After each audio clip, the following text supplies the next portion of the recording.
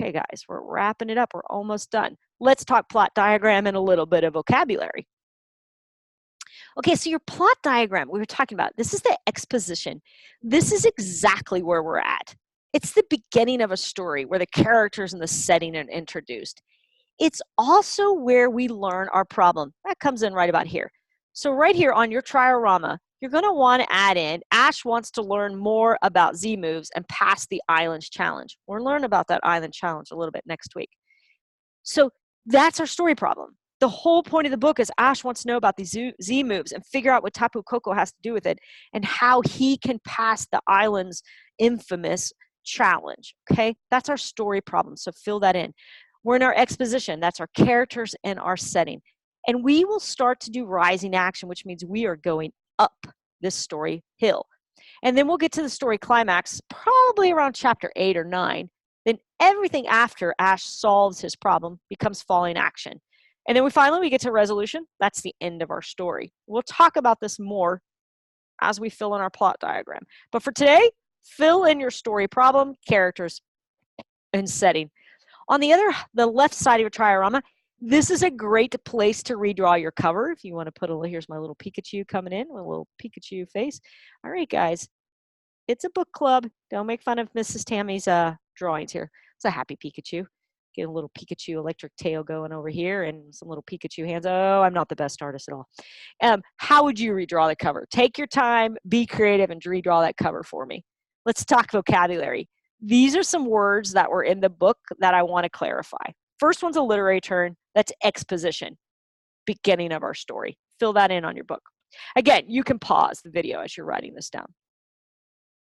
Majestic. That's an amazing word. It's an adjective. It means you're showing impressive beauty. Tapu Koko floated majestically. Can you just see it in your head? Here's this Pokemon. He's floating there, regal and majestic and important. And Ash is a little bit in awe. That word majestic makes you have authority over the thought of, wow, that is one of the most, that guardian Pokemon is elusive and rare. Finally, next one's guardian. It's something or someone who protects. Here's a thought. What is Tapu Koko protecting? Send me a chat in that in the classroom today. What is Tapu Koko protecting? Now, you may not know. You can make a guess. Those are called predictions, and they are perfectly fine to make, but that's what makes this flex class so awesome, is that we get to have discussions like that. So if you think Tapu Koko is guarding a secret, tell me what you think that secret is. If you think Tapu Koko is guarding unknown or unheard of Pokemon, tell me that as well. That's what makes this flex class awesome. All right, guys, next week you have some reading to do for me. And that would be read chapters 4, 5, and 6. And as you're reading those chapters, think about your flat characters. Those are the ones we don't know anything about. Think about your round characters. Those are the ones we know a lot about. Think about that story problem. How is Ash going to solve learning new Z moves? And think about Tapu Koko.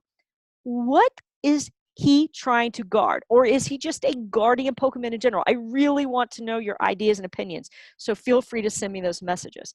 All right, wrap it up, guys. Read chapters 4, 5, and 6, and keep an eye out for discussion topics this week during our class. You will be able to chime in whenever you want, and we'll have some thought-provoking discussions. Remember, you can submit a video. That's just click that little paperclip button, and you'll see video. Click that video and just say, hey, I think Tapu Koko is guarding a secret Pokemon lair. Or you can submit a file if you write it down so I can see your work. Last thing, read chapters 4, 5, and 6. Finish your trioramas, and good luck, and I'll talk to you later in the week.